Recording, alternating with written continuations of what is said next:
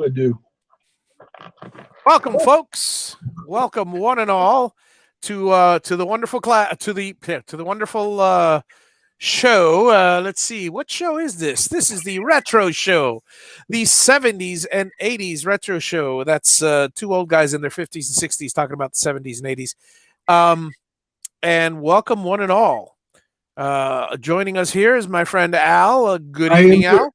I am here. Greetings to all. Live long and prosper. May you all have a great day. Gotta type in my welcome, folks. There we go. And let me go over to my little notes. And so tonight we are going to be talking, of course, about outdoor toy tech, and basically, well, everything and anything. Let's start with roller skates from the 70s and 80s. Okay. Guys, the first set of roller skates you had. In fact, actually, I'll wait a couple minutes until more people join us. But good morning, Mitchell. How's it going? Hello, Mitchell, how are you today? The first set of roller skates you had, Al. If you can remember back that far, what kind of roller skates were they?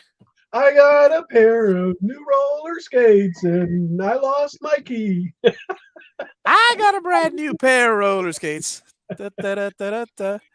I don't know. I always had the ones that would clip onto your shoes at the bottom, and they would always fall off. And that's the ones I had. Well, see, to roller skates. Strangely enough, mine didn't fall off as often. Here's the thing. Okay, let me explain or tell you what type of person I was during those years. Obviously, I'm a kid. I'm in grade school. I'm in private school. We had a uniform. Probably. This was St. Brendan's Elementary School, and I have my tie clip-on. Of course. I have my white shirt with monogram pocket that says STB, St. Brendan's STB. I had my black, or very, very dark gray, but black, practically black pants.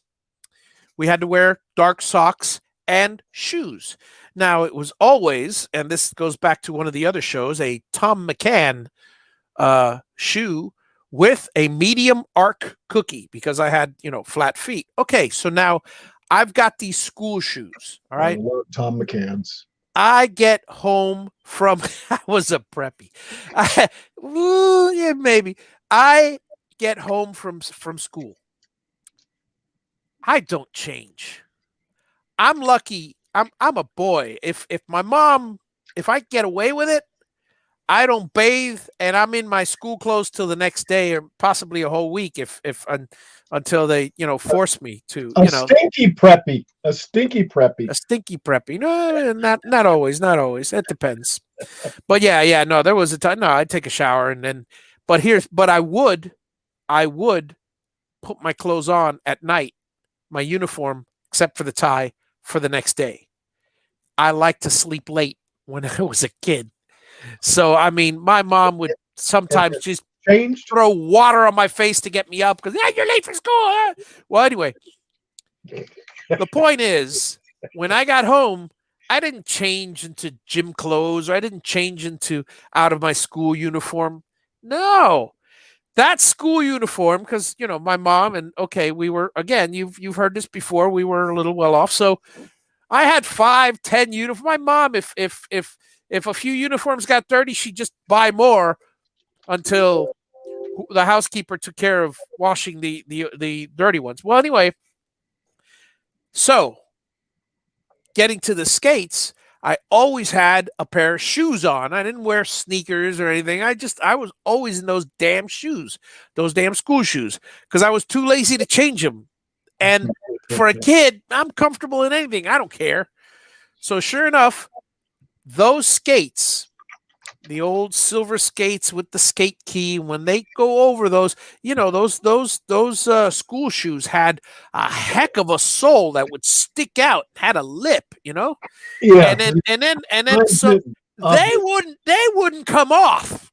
They wouldn't come off for anything, So I had my skate key. I will say this: I did lose a skate key or two, but in my even early in my mid-grade school years, 5th and 6th grade even, I had the maker wherewithal to use a rock and some piece of pipe and bang a new skate key out, because all it was is a little piece of square that it'd stick in there. So I made more than my fair share of skate keys. Those were great keys and stuff. I never thought about making. Hey, John, if you'd like to join us, I'll be happy to send you a link. We're talking about outdoor toys of the 70s and 80s. Tell us about the toys you like, John. Tell us about the toys you liked. And the doesn't count. Well, no. So, well, let's see. You got any thoughts on roller skates before I move on to Wiggly Worm and Slip and Slide? Yeah, when things progressed some more, and then they had the shoes with the wheels on them. That was when I started to enjoy skates. Oh man! First, I didn't, but. Well, yeah, I mean, I agree with you there, because those skate keys with those metal things, the wheels were metal. Yes. The wheels were metal. No rubber wheels, no trucks, nothing. And no brakes either. Metal wheels on, don't forget the brakes. No, definitely no brakes. So as soon as we got those new fancy skates, we had, let me see if I can remember all of them. We had in Miami, we had Midway Skating, we had Kendall Skating, we had West. It was called something. It was on Bird Road. It might have been bird skating. I forgot what the name of the skating. Bird is a word. So I mean, we had 3-4 skating rinks within a 2-mile area of my house. I mean, it was fantastic. 2-3 mile area. Yeah, as many skating rinks as we had bowling alleys. Well, maybe we had a couple more bowling alleys. Now, 1 bowling alley. Well, okay. I rephrase that. We have 1 official ABC type bowling alley, and we have a place called like Strikers, which is shorter than legal lanes, shorter than it's ridiculous, and or colored bowling, but 1 real bowling alley. And I got to check if we have one up north where I'm moving to, because we have a 2-lane or a 4-lane. I miss bowling. I really do. They just don't do it like they used to. But Wiggly Worm, how about, did you ever have a Wiggly Worm or a Slip and Slide? I had a slip and slide, yes. Yeah. Slip and slide. And my parents wouldn't let me use it because of the falling and breaking a bone and stuff. And the rocks. Yeah, and the rocks. Well, they went away, but I would go over my friends' houses and use theirs. Yeah. And it was always more fun over there for some reason. Oh yeah. It was I'll never forget the slip and slides when we had 1 slip and slide, and it was great when we were kids, but when we got older and we got to be early teens, tweens, whatever, I would go to Lionel Playworld. I would go to Lionel Playworld and buy an extra slip and slide. Mom, can I have a slip and slide? You already have a slip. Yeah, but I want it longer, because those things were only 25 feet.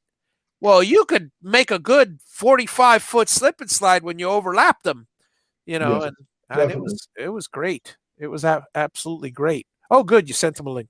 Yeah. Yeah, but now I'll tell you, slip and slides were great. What else? Wiggly Worm, those kind of things. Yeah, and I remember glowworm. Wiggly Worm was a water thing. It had like a bell head and a bunch of tentacles. Yes. You turn it on and go. All they do is spray water all over the place. Yeah. I remember that. Sure. Half the time we would play with the sprinkler. Yeah. Yeah. John didn't have a Wiggly Worm until his late teens, he says. Oh boy. How about a big wheel? Did you guys have big wheels when you were Big wheel was one that I did have. Yes. Yeah. I wore out the wheels on my big wheels. Oh, I wore out the brakes on my big wheel. I mean that was all the time. Yeah. Yeah, wearing out those two. I mean the big wheel usually didn't wear out. Well, it did actually because it was plastic, but Yeah, the back wheels wore out faster, especially if you did the thing where you go really fast, you go to the brake. Because I mean, you see it. Here's the funny part: you see it on the commercial. Right. You see them riding it, and you see them sliding and doing a 180. Okay. Do you do a 180 when you? Not with my sidewalks, I didn't. Right. Mine went ba, ba, ba, ba, ba, ba, ba, ba, and half the time it would go ba ba ba ba whoop. Yeah. And slip and fall over. We would have. I mean, we'd be leaning one side, and still we'd be falling over and stuff. Oh, but good times, good times. Yeah, that little seat with the. I still remember that blue seat, that big red wheel, the yellow bike, and the blue seat, or was it a red seat and a blue wheel? Well, anyway, the seat with those two big, huge pegs that had 2 or 3 different positions. Blue seat and red wheel. Blue seat. It was a blue seat and red wheel. Yeah, I think it was. Yeah, I'm pretty sure. But yeah, and then there were neither. It was a black wheel. It was a blue seat and black wheel. Black wheel. That's it. What was red? What was red? The handle. The handle was red. The frame was red. The handle was yellow. The handle was yellow. I thought the frame was yellow. No, well, the frame I had was yellow. At least I remember that. Red. Let me see. Big wheel. Yeah. Hang on a second. Now I got to see it. Oh no, that's a new one. Hang on. Let me hang on. Hang on. Classic big wheel. 70's. Big wheel 70. Yeah, classic big wheel 19 whatever. Black and silver wheels, yellow handle, red frame. Yeah, it is a red frame. Holy cow. The things you remember, I always remember the yellow. But you're right. It was and yes, like I thought, it had 3 spots. Yeah, 3 pegs for. I mean, sets of pegs for. Depending how short or long you were, you could pop it up and set it down. Yes. Yeah, and then you pull that brake and you slide. Oh, the good times. Good times. You were cool. You were cool. Yeah. Mitchell says I wanted a big wheel, but my parents wouldn't buy it because they thought it was for boys. So they bought me an inchworm. Inchworms were cool. Inchworm. That's what I was thinking and somewhat singing a while back. Inchworm, yes. Let's see here. He had a GT. John had a GT snow racer. A GT snow racer. I definitely didn't have one of those growing up in Miami. Oh, the Green Machine. Yes, Dave. Good reference there. I remember the Green Machine. Oh man, that's so funny. Yeah, the Green Machine was it was post big wheel, but it was basically, I mean, that thing was a monster.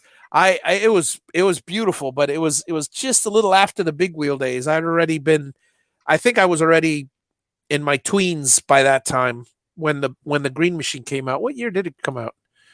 Came out in I think it was 78. 78. So 78, I was 13. So yeah. So it was crazy carpets. You would sit there and drive it back and forth with your hands, back and forth, back and forth. And then I remember too. But you would go like this, or was that how you steered it? No, that's how you steered it. That's how you steered it. It still had a pedal on the front, like that. You would pedal in the front, and you would move the levers up and back, and the rear wheels would turn on. That's what it was. Rock'em Sock'em Robots. Robots. Yes. Rock'em Sock'em Robots. I always see on my Rock'em Sock'em set, there was one robot, I forgot if it was either the red or the blue, but one of the 2 robots just so easily, all you had to do was hit the thing and it would pop off, whereas the other one just lasted forever. So I always make sure that my brother, he got wise to it. I would make sure my brother got the got the blue robot, and I got the red robot. Did he after you made his robot, decapitate or whatever it's called? Did he go, "Oh, you knocked my block off"? Yeah. I remember those commercials. Those are good times. Good times indeed, man. Let's see what else we got. The Easy Bake Oven. The Easy Bake Oven. And we talked about this in some past shows. Yep. Amazing what you can do with a light bulb. With a 25 or a 25 watt light bulb, you can do some interesting baking there. Yeah, exactly. It was safe, How about a Hoppity Hop? Did you have a Hoppity Hop? I remember the name. I'm trying to remember the Hoppity Hop, but just the intense smell of rubber. It's either red or blue. It's a big ball with a hoop on it. Oh yes, of course. Yes. You just said. Oh yeah, definitely. How can I forget the Hoppity Hop? Yes. It. I don't know if it reminded me or it reminds me when I see certain people sit on ergonomic round chairs like that. I think Holden does, doesn't he? From Big Bang, doesn't he sit on a round type of ball like that? But anyway, it always reminded me of the Hoppity Hop. The funny part about the Hoppity Hop, see, a vintage Hoppity Hop was made out of this rubber. It was vulcanized rubber. Now you got them in all different colors. It's all latex rubber. It's all like a beach ball, like a thick beach ball rubber. It's completely different. Ooh, creepy crawlers for the boys. Yes. I remember creepy crawlers. Yep, and inchworms are, man. Let me tell you, inchworm. Let me see. It's I'm trying to pull up a picture of an inchworm here, so I can. Green and glowy and. Oh, sorry. I got to put inchworm toy. If not, it actually brings up inchworms. A real inchworm, huh? Yeah. This is. Yeah, I remember this, but this is not. This is not what I was thinking of. Yeah. I was thinking of something else. They actually have there was a okay, I don't know if you guys remember this, but you probably remember this. There for a time when you I remember the magic show. When I went to the magic shop, they had this string with this. It's like, imagine a pipe cleaner, but instead of a pipe in the middle of it, it's just a string. So it's a little floppy. And this was a string. You would tie the string, weave it in your finger, and then you'd separate your hands, and this little worm would follow the path. You'd never see the little nylon string, but you and then you play. And if you were really good at it, you could make it look like this fuzzy, long, thin worm. Imagine a pipe cleaner that's but without the pipe. It was very, very soft, pulling all through. Man, I wish I knew what it was called. That's what I was thinking of. But the other thing I was thinking of is there's actually an inchworm toy. That's not a sitting riding toy, but it's an actual little tiny, a similar toy to that. It's one of those little pipe cleaner kind of things.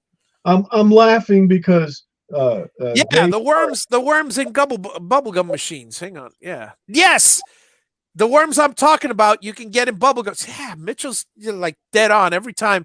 We must have had the same youth growing up. Hang on a second. Well, I can't even. Yeah, worm on a string. Worm on a string. Is that what it's called? Worm on a string. There it is. Oh my God, they still sell them on Amazon. 9 pieces for $3.85. I don't know. They were a quarter when I was young. These are cat toys. No. These are no, not worm. Well, yes and no. That's it. That's exactly it. Now I mean now that I see the googly eyes, I'd forgotten about the googly eyes. Yeah. So that's it then, huh? Worm on a string. That's what I was thinking of. Yep. Yep. Absolutely. Absolutely. Oh man, talk about that. Yeah. Did you have a pet rock growing up? Yes, actually, there was a pet rock in my teenage years. I have no idea what happened to it either. It's funny you say that because I also I think I might still have mine in my memories box. I had a pet rock. I had a pet rock. You're gonna love this. I might have mentioned this in a story in the past. St. Brendan's, remember the elementary school I grew up in? Every year it had the festival, and the festival, we had they had later years, they hire a carnival company and all the rides come in and yeah, great, wonderful. But in the first few years, it was just 5 or 6 rides and they hire a bouncy cage, the old fashioned bouncy cages. And really the festival was put on by parents and they did different things in different rooms. And there was the White Elephant Bazaar. I don't know if you guys ever had a white elephant sale. But basically, the white elephant sale is this, as I understood it, because I was in elementary school at the time. Everybody in the parish would bring whatever they wanted to donate and just bring it in. And it would go to this. It was basically a local goodwill is what it was. They would bring it in and in the fair. And then so everybody would, all the parents anyways, not the kids, would stroll through and look and see to oh, what do you want for this? What do you want for this? What do you want for this? And then they, whatever you want to donate. And then the church would get, church/school would get the money. There was a pet rock in a box. Somebody basically drew like a dragon with scales on it on a triangular smooth rock with 2 googly eyes. And I don't know why. I just fell in love with it. Oh, this is this is hilarious. I just thought it was, I was out of my mind. I don't know. I must have been 14 at the time and I thought it was just the funniest thing I ever saw. And so I bought it. I don't know, $2, $5, whatever it was. And then, and that thing been rolling around on a shelf after shelf throughout my life. And I think I still have it in a box. I mean, I never did like the whole, the whole outlandish pet rocks with dioramas or anything like that. It was just, I bought this thing that was really cool, but stuff. Pogo stick. Oh, John, you just opened up a can of worms with me. I had a pogo stick and I learned to use it to the point that I got so good at the pogo stick that my record was 2,500. I would bounce and I would jump over basketballs. One time I almost broke my back because I jumped over, miscalculated, hit the basketball and went, whoop, it just went swoop and landed on my back. That hurt. But I basically, I could squeeze my knees on the pogo stick and bounce without hands. I could do it one-handed. I would rest one hand, I'd rest another one. And it was just, I to this day, I still remember how to do a pogo stick. I just need one that'll accommodate 265 pounds. But that sounds more than a pogo stick. But anyway, I'm not big hydraulic piston. Hydraulic pistons. Oh my goodness! But yeah, those that would be something else. But yeah, that was good times. Good times. Mitchell, it's funny you say that. I never got into skateboarding. Never did. I was into BMX bikes. The banana seat. Those banana seat bikes. Oh, gotta love the banana seat in the 70s. You guys, how many of you guys had a banana seat bike? I had a banana seat bike. In fact, those are the only bikes that I would ride was banana seat bikes. Those were a blast. Yeah. Those were a blast. Those and Huffy had probably one of the most comfortable bikes when I was a kid. I do one of those now and I can't stand it. But when I was a kid, the seat was long, but a banana seat looks like a banana. It goes from little to big and it's very long. This one is kind of like this shape. If you look at it from the top, it's like a skateboard. It's like a skateboard. Shaped, yeah. Yeah, Huffy made them. A lot of Mhm. those and stuff. Yeah, baseball cards on the spokes. Yeah. The Huffy with the dirt bike seat. Dave's got it on the nose. That's it. That was just oh man, those good times. The Mitchell just reminded me of on the handlebars, talking about handlebars. I had and I've mentioned this story before. I certain vivid memories just pop into your mind. Radio Shack had this red AM FM radio in the times where AM was the thing, and everybody was selling portable AM radios, but portable AM FM, oh, that was a lot more expensive. They had this red AM FM radio, or was it just AM? Well, regardless, I would tune to the channel. At the time, now it's a talk show channel, but at the time, it was the only AM channel in Miami that had top hits. And I was, I don't know, 13, 14 years old. Actually, I could tell you exactly how old I was because I'm going to search for when the song came out. Hang on. We know you were listening to WQBA. Maybe not.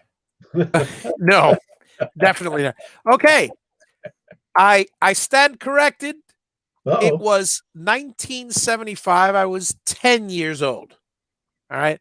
I was 10 years old riding my bike by one of my Huffies or something with the radio on the front, tuned to my AM station, AM top pop station, listening to Paul Simon's Slip Sliding Away.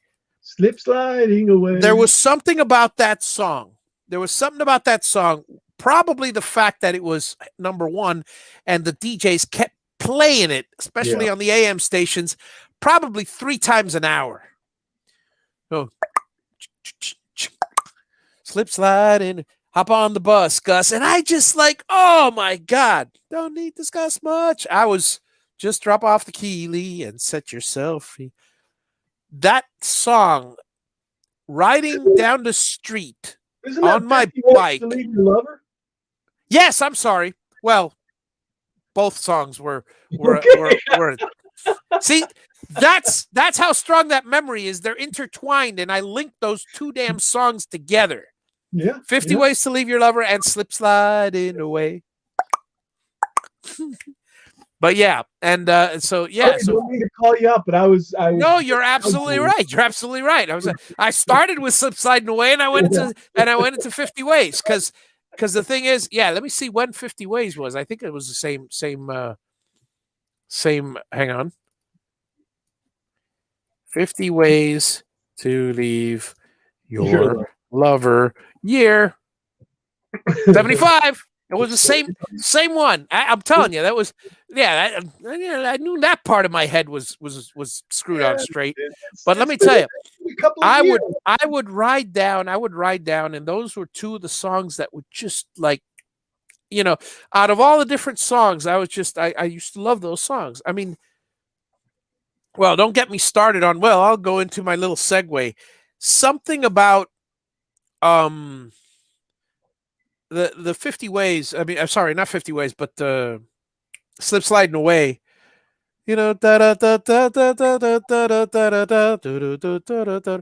Just the transitions, the song, the way it blows me away. To this day, I still, there are certain songs that the music just, certainly gives you a nostalgic feeling. Yeah. To me, that's what it does. Speaking of nostalgic feelings and continuing on my segue with songs. What intros, like for instance, bop bop bop bop bop bop bop bop bop bop bop bop. Play that funky music, white boy. What songs intros from that time period give you like whoosh, blow your mind nostalgia? Just throw that out there for you guys while we're discussing other toys. Yeah, Handlebar Radios. Let's see. What other? Hello, Michael King. Hey, Michael, how's it going? Oh, and of course, the famous Light bright, making things with Oh, light. Light Light bright, Brights. making things with light bright. If you had an original Light Bright, it would go for thousands of dollars Oh yeah. nowadays. Oh yeah. It's amazing. It's amazing. Some of the prices Mhm. of some of these old toys. It's The incredible. most valuable toys are just amazing. Absolutely incredible. I don't know. I mean, some of those toys are just, Viewmaster. We've talked about Viewmaster before. The Yeah. the Do you remember the Fisher Price chatter telephone? I You was would just looking at that. Yep. yeah, Next. that Yep. was such a neat little toy. That was a cool little toy. But one of my favorite toys for a while was the cow says moo.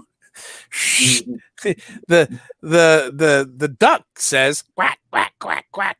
I mean the see and say was a Yeah, fantastic toy. And the best part is when your brother gets a see and say and you take it apart and move the dial. oh my god. Oh, I love messing with him. So all of a sudden he turns, because you turn it to the thing, so you turn it to a cow. And it says the dog says roof, roof. Yeah, it kind of messes with a kid's mind, that's for sure. Yep, absolutely. How about Perfection? You remember Perfection? No, I don't remember Perfection. Perfection was a plastic tray. You press it down.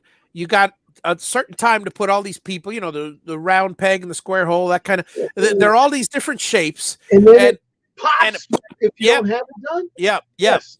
Yeah. And relating to that, because all of a sudden, since it was, that one reminded me of this one.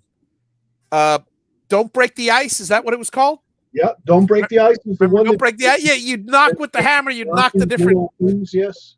Yep. By the way, you get a Perfection game for $10.99 on Amazon right now. Yeah. So run out and get your Perfection games, folks, for ages 4 and up. We were talking the other day, folks. We were talking the other day of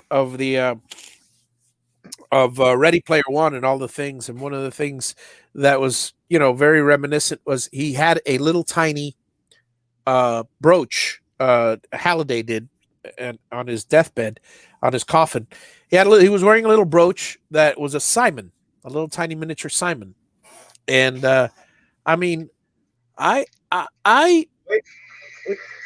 who hasn't had a Simon or played with a Simon in those years? I mean, is anyone here from the age of, say, 45 or 42 up not played with a Simon? I bet everybody has, and there's so many different variations of it that people don't even realize that it's a Simon. We got a lot of. I'm just gonna go through a whole bunch of these because everybody's mentioning one of my favorite games that I had when Mastermind. That was a fantastic game. I loved Mastermind. Let me see if I bring one up because it was blue, I believe, but I might be wrong. I'm wrong. You're wrong. Oh, geez. I don't know what it is with me and the colors. It was brown. Okay, so unless I always thought it was a plastic blue. Oh, here it is. It was blue. Okay. Well, here's the thing. Yes. Here, let me show you guys what I'm looking at. This is the Mastermind that I remember. And I am getting an order to everybody's things here. Hang on, share full screen. All right. Mastermind. Where'd it go? I just had it here. Oh, I love it. Years from now, when I'm reminiscing on Google. So that is the Mastermind that I remember. It was a travel Mastermind. That's why it was blue.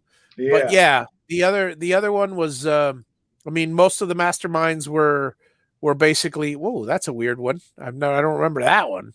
Code breaking game. Oh, somebody made that one. Yeah, that's not it. This is Mastermind. This is the original Mastermind. Yep, I remember that. All right, so let's see what else we have out here on the okay.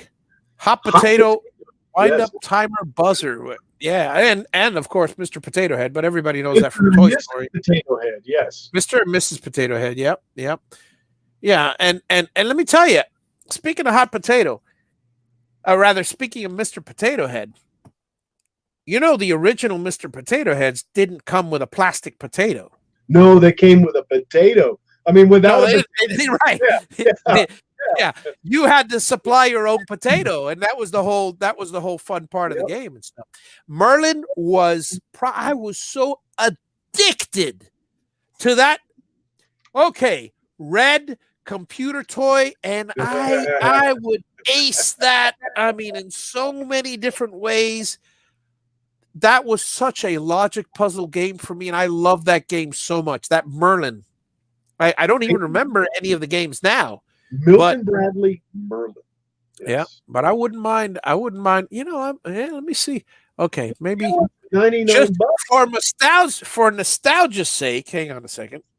Let me see. How much is it on Amazon? A Merlin game. Hang on. I don't know, but I can see it on eCrater for $99.99. Yeah, I'm not paying $99 for a little bit of nostalgia. $15 $15 for a used one. Nah, I could do that. Yeah. I don't see one on Amazon. Not that it's not there. I just don't see it. Battery corrosion, $15. You know, maybe I'll buy one. What the hey? Corrosion.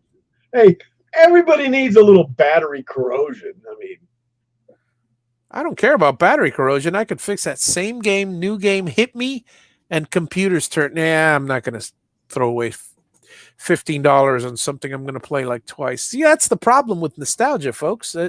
It's great to reminisce. It's wonderful to reminisce. Great to talk about, and it brings up a lot of wonderful feelings. But when you do these things, like for instance, I talked about this before, and you and you know this. We both of us created our little 2,500, 12,000, 8,000, whatever. 12. I think mine is 12,000. Little RetroPie arcade game. Got it right here. My little RetroPie. It's got 8,000 games in it. I made a whole console. And you play them 2 minutes and put them down, right? I played Robotron for a long time, but you know, then you're all grown up. You got other things to do, and you know, right now, you know what I'm doing? Grown up stuff. Sudoku. I was going to say, Sudoku. Digging holes and burning roots. That's the fun part. Yeah, but that's fun. When I want to sit down, look, I'm sitting down, and some of those YouTube videos that I'm watching are just so damn boring. They're background noise to me, and I'm just sitting doing Sudoku. So, I mean, you know, I've been getting into this Simon, this Sudoku guy, but you know, and let me tell you, I've been well. Anyway, so that's my latest little personal. I bought a book. I have it. Tell you what old guys we are. I have 2 or 3 different versions of Sudoku on my phone. Okay. I was playing them for a while. And then, you know, I went on Amazon and I bought a damn Sudoku book, and I'm having more fun with that Sudoku book with a pencil than I am with any book. There's something about, you know, moving on to Don't Spill the Beans. Oh, my God. That was great. Spill the beans, yes. Yeah. Plastic. Let me see. Plastic yellow cup. Okay. I'm not going to look because I'm probably going to get it wrong again because I don't know. My color scheme is all off today. Plastic yellow cup. It had a brown bean colored plastic on the very, very top. So when you put the beans on top of it, it was top heavy. So you put the beans, and then obviously whoosh, it wasn't top heavy in the beginning, but it got top heavy real fast. Let me see if I can let me pull it up. It was either all red or red body with an orange base and a black top, I think. So it was either one or the other. Okay, I remember a yellow bucket. Don't spill the beans. See, it was a yellow bucket too. Okay, good. Yeah. If you want to call the base the bucket, sure. but not the top part. The top part is the hat, right? Oh my God, this thing, mine didn't have a lid, but oh, here it is. Here's the vintage one. Give me a second. Let me see if I can yank one out.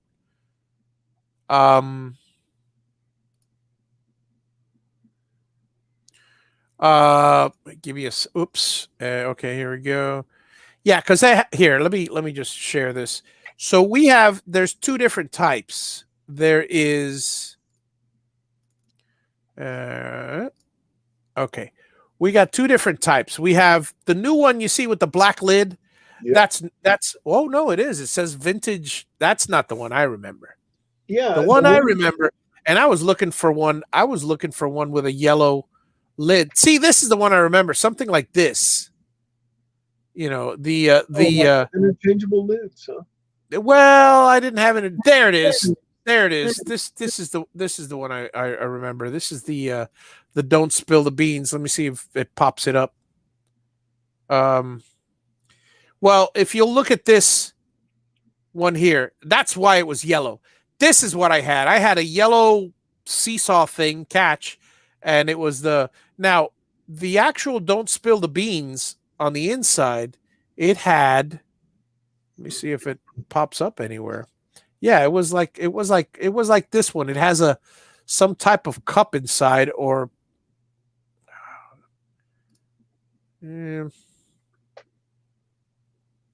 yeah, I mean, I don't know why they're all red. Yeah, because apparently everything that I remember as being yellow seems to be red. Well, in all fairness, the bottom part where the beans fall into is orange. The body is red, and the top is black, or all red. Well, the one that was pictured in the thing, the bottom piece was yellow, and that's what I had. Let me see here. Let's move on. Oh, John's got a good one out there. Oh, wait. I'm in order. Hang on a second. Okay. Let me see where I left us. Holy cow. Oh, here it is. All right. What's next here? Lawn darts. Yes. Lawn darts are fantastic. Oh my God. We mentioned that earlier. You know, hey, lawn darts are a great way to just, thin out the herd. So it was if you were so dumb to play lawn darts and not move out of the way, then, but yeah, I could see how it's a dangerous thing. So I get it. It could be. Trouble was fantastic. Trouble is,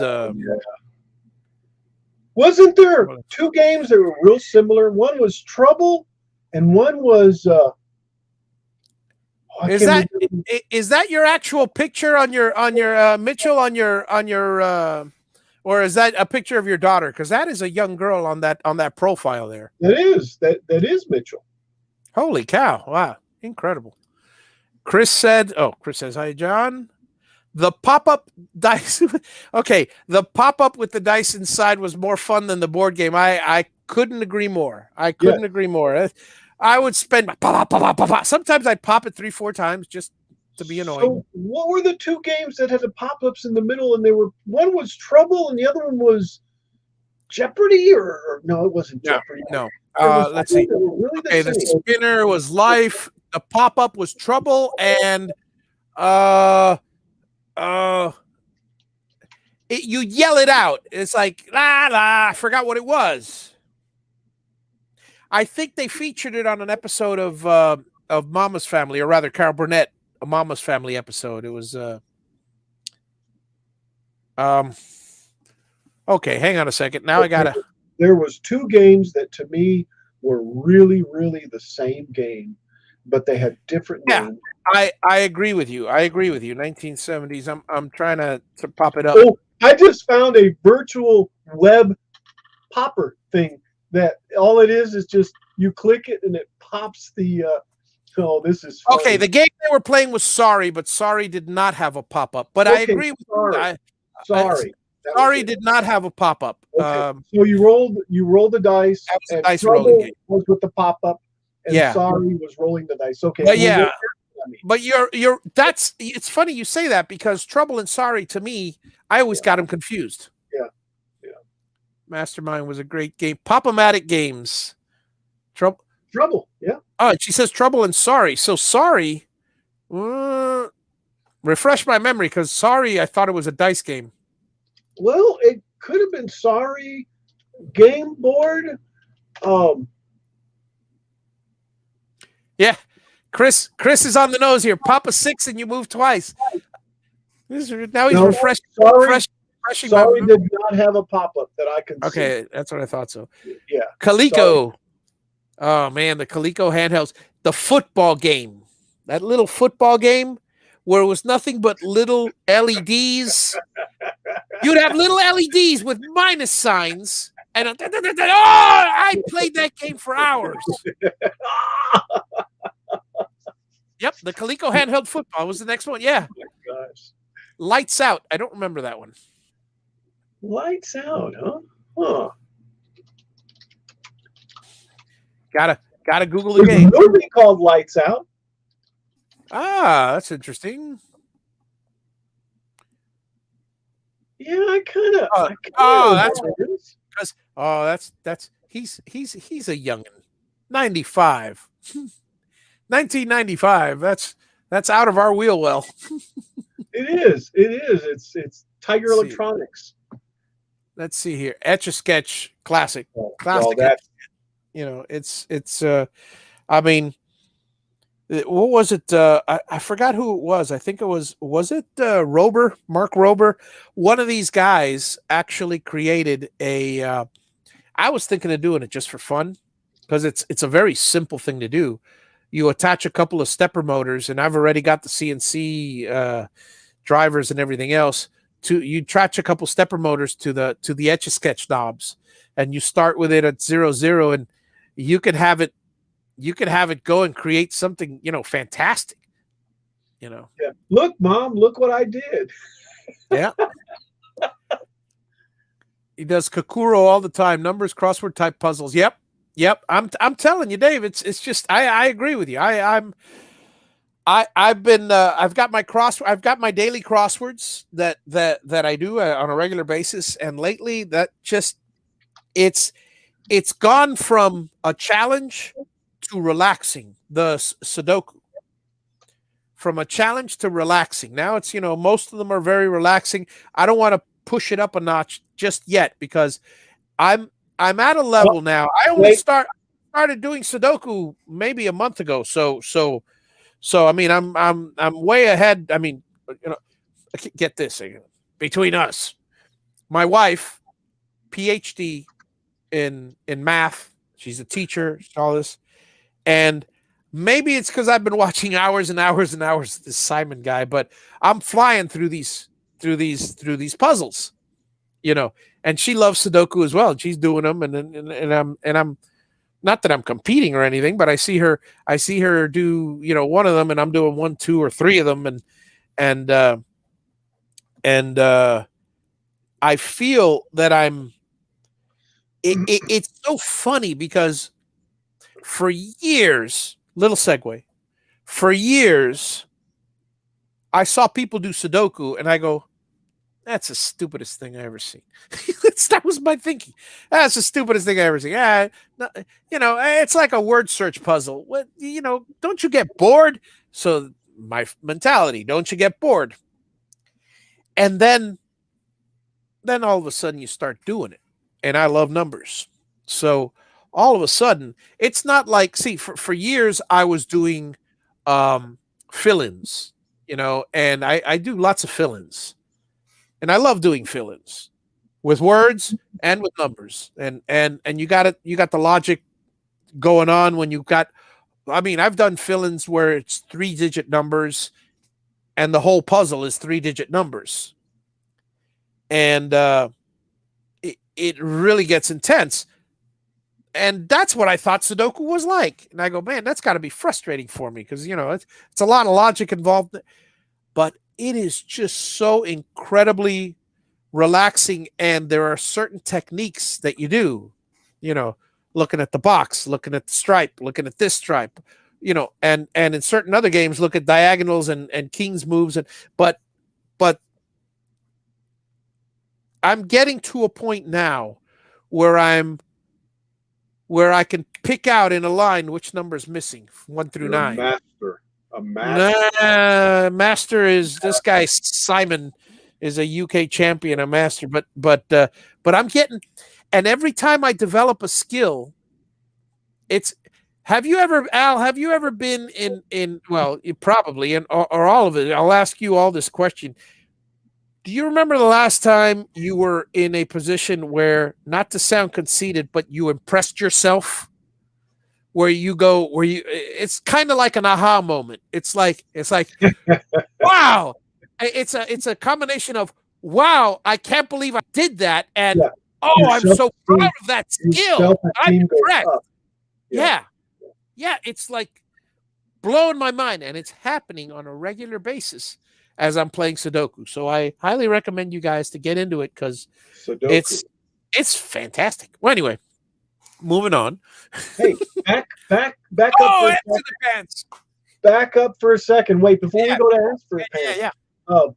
Dave Hart said out there that, and I'm trying to find it. Headache is the one that I would confuse with. Yes. Sorry. Yes. Yes. Because it wasn't that popular. That's the thing. I mean, it wasn't at all. Because they both had these little things that little pop-o-matics, yeah. One of them moved across.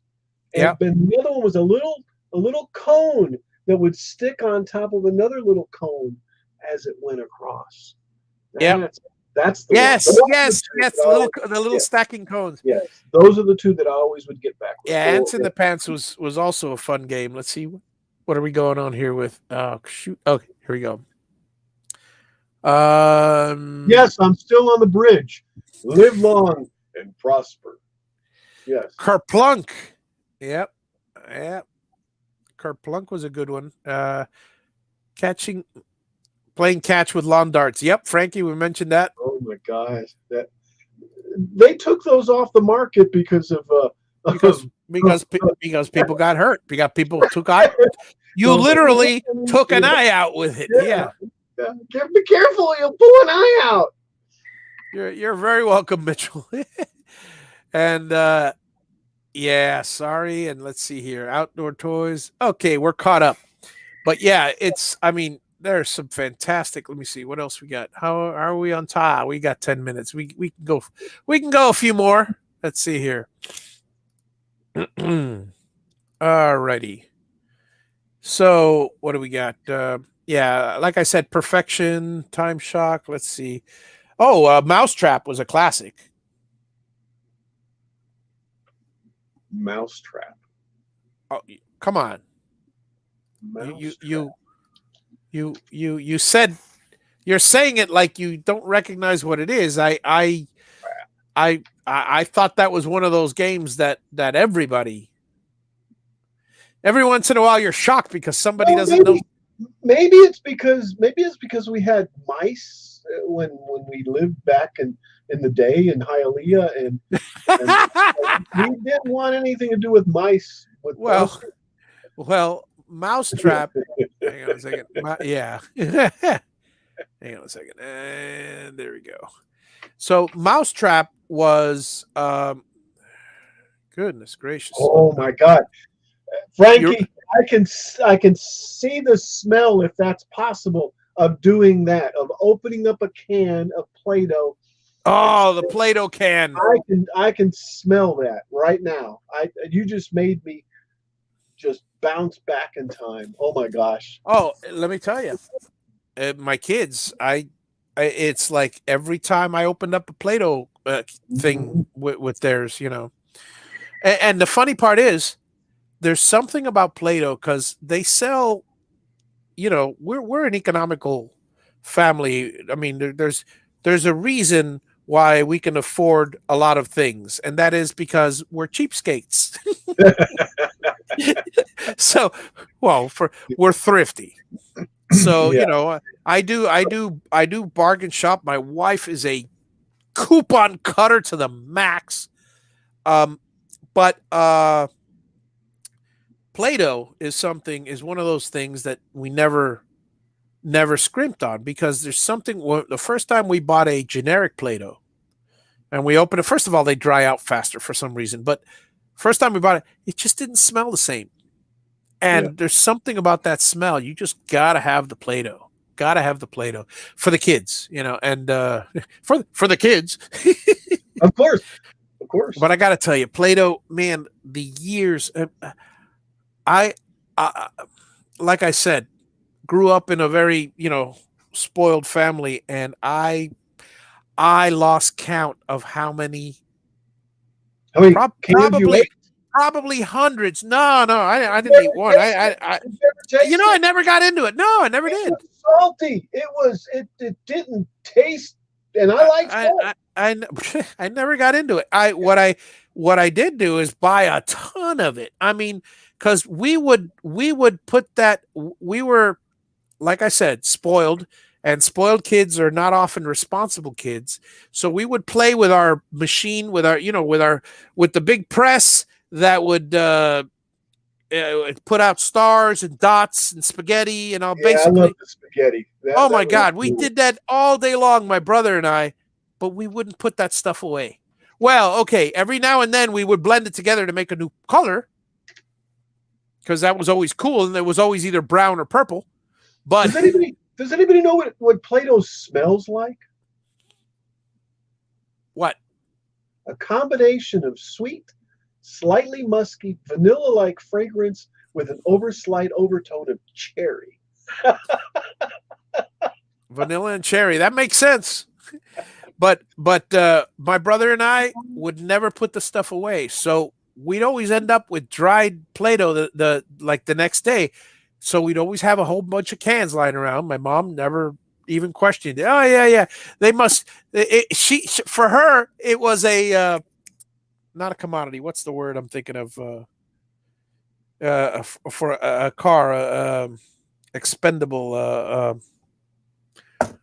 My God, my mind drew a blank.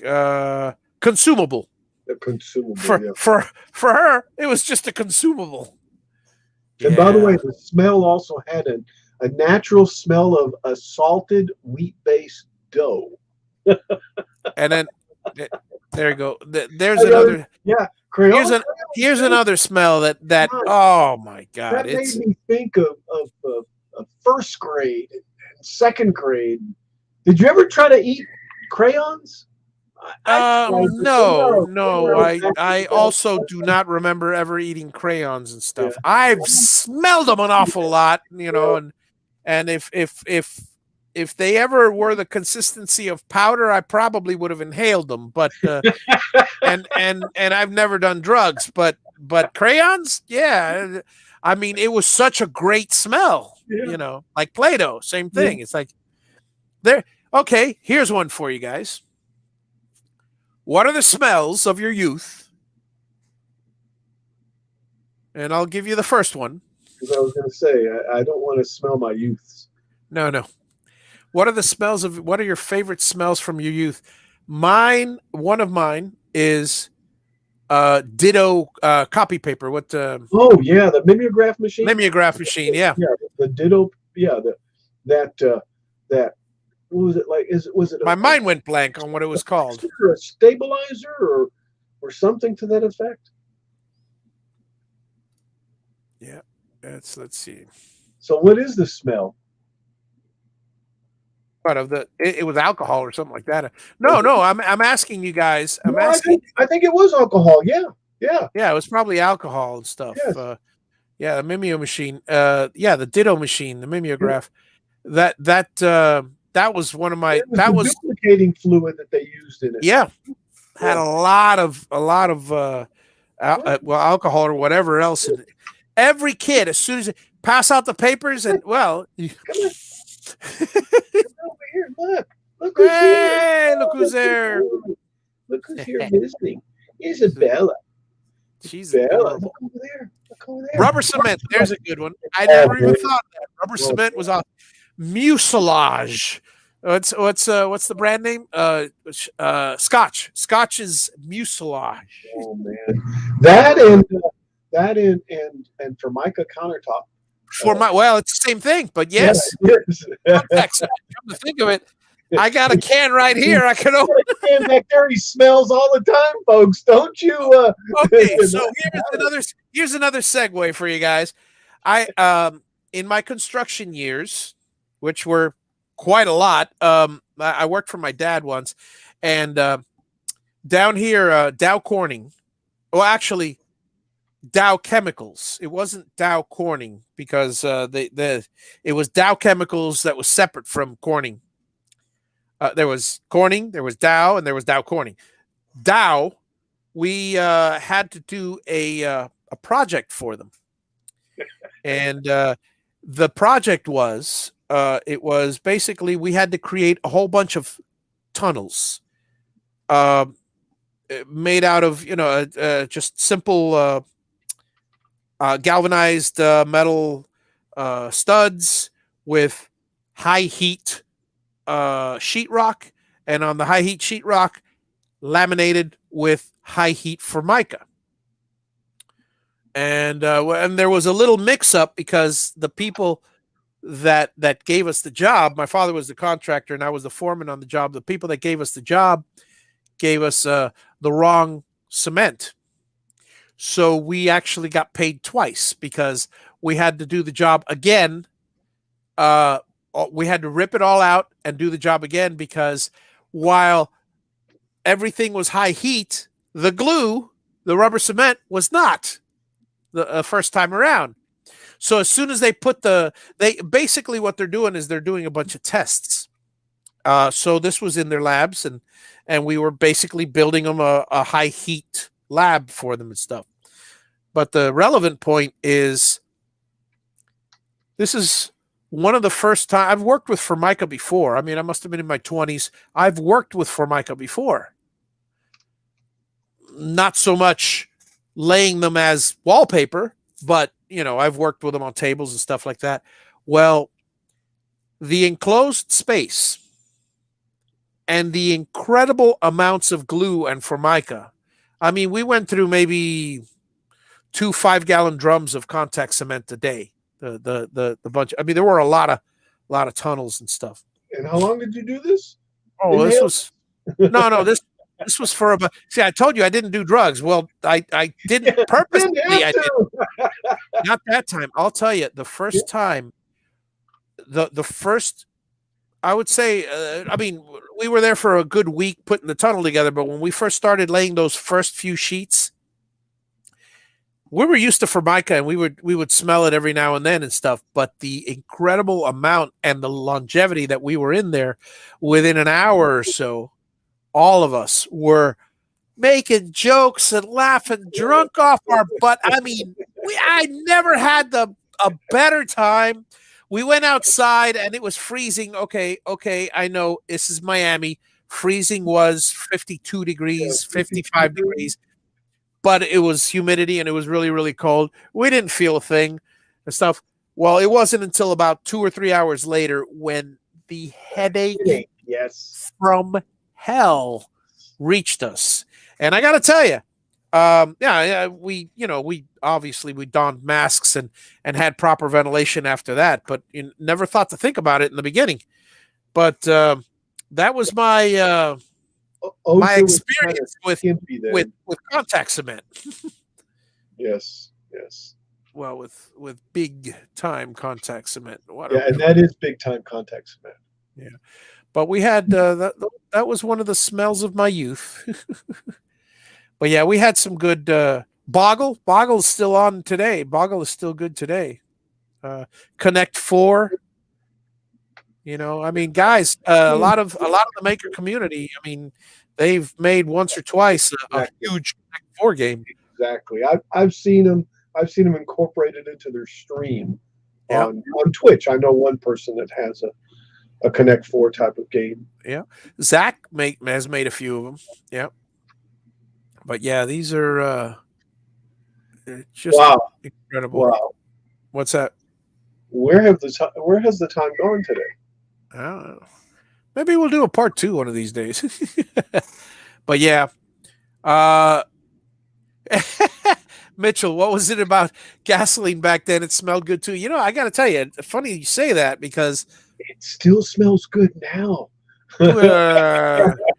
My wife was actually saying today how she used to like the smell of gas. From Well, back then, I'm changing the fuel pump in my trunk, and I've yeah. got it tanked out, and she smells it. And every time I walk in, it's like, "Oh, you stink!" But you loved it then. Anyway. Yeah, it's funny because I also loved it, but there was a reason I loved it back then is because I was always back then, and I told you the story of me going to Michelle's Cartway and racing go-karts and all that stuff when I was young, but we had a park next to our behind our house, and I told you that story as well. Everglades Elementary School was it was a huge, I would say it's about 10 acres, and maybe 1 acre of it is the school. The rest was all one big field. Not anymore. Now it's all parking lot, and now they have a middle school there and another parking lot and recreation center and a park and another parking. There's no grass left. But back when I was growing up, it was a huge field. And nobody ever gave us a problem with running on our go-karts in that field. We would tear it up all day long. Nobody ever called the cops, nothing like that. And we always had a couple of gallons of gas each because we would be running those things all day. 5 horsepower. Ooh, when I upgraded to a 5 horsepower Briggs and Stratton motor, or Tecumseh, ooh. Good times, man. I'm telling you.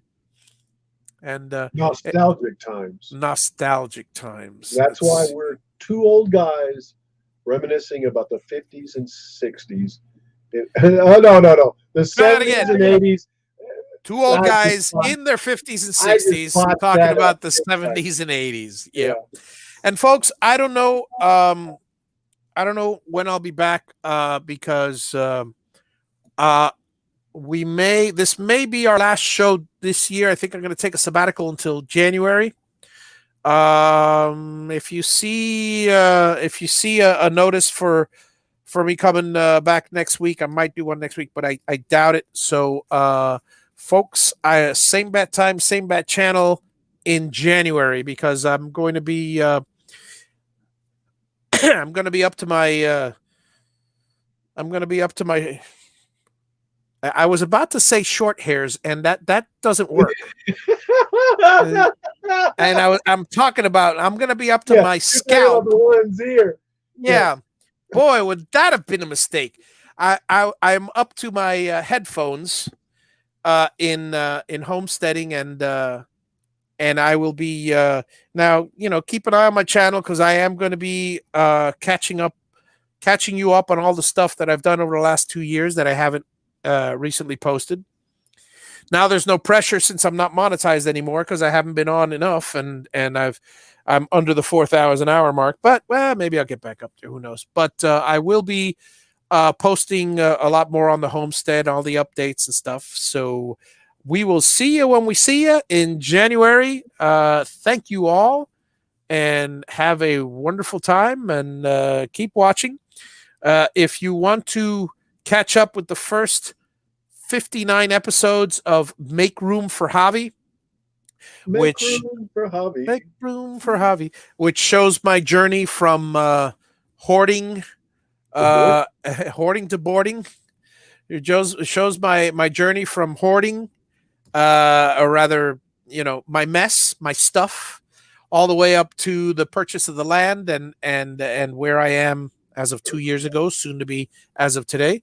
Well, by all means, go to javi.com, JAVI.com. Scroll down, you'll see a green blurb, and that has all the links to the episodes of the of my YouTube series. That's easier than going to YouTube, because I could never navigate around YouTube. Which video playlist is it? And your channel name changed to? Yes, channel name is now Javi Unboxed, because as much as I am still, I still like my wood shop. My wood shop is basically on hold until I build that shop. So that'll be a year and a half. Maybe it should be changed to Hobby Boxed, since all your stuff is going to be in boxes from now on.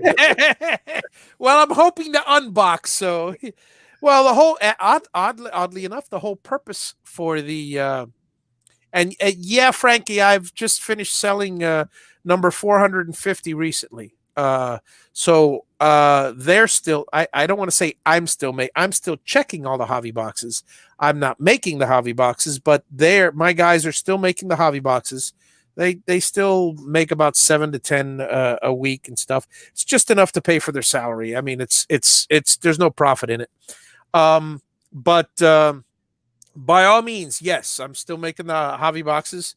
And Hobby Unboxed started because I figure everything I do, I try to do outside the box. So it makes sense to me in my mind.